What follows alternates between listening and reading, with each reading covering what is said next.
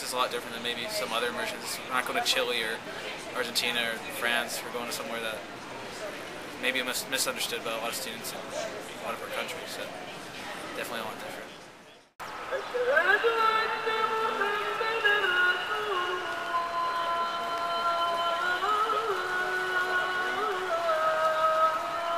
I was a little shocked the first time I heard a call to prayer just because I wasn't expecting it.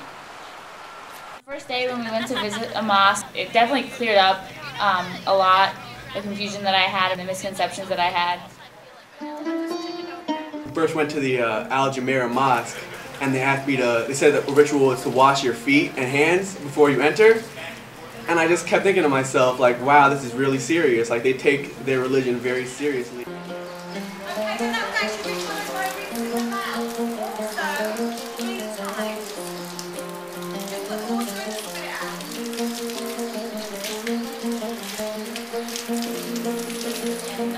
A woman told us about the history and why the call to prayer happens, and she broke down the reasons why women dress the way they do there and cover their heads and their bodies.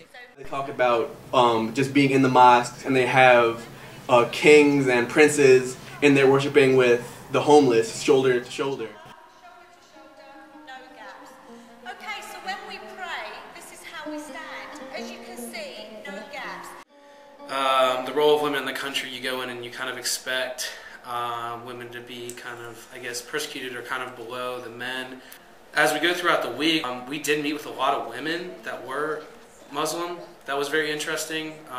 At almost every company we went to, they were there.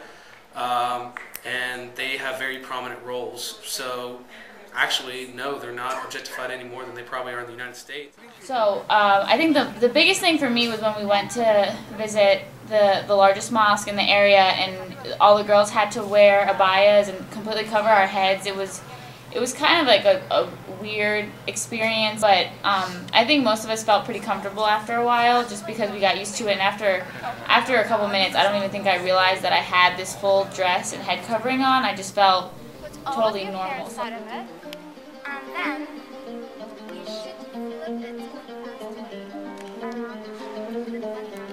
So, is Islam a big part of Dubai? I think it is. When you go outside, maybe the westernized borders of the downtown areas, and you look towards the mosques and stuff, it's around, but is it what makes the actual city?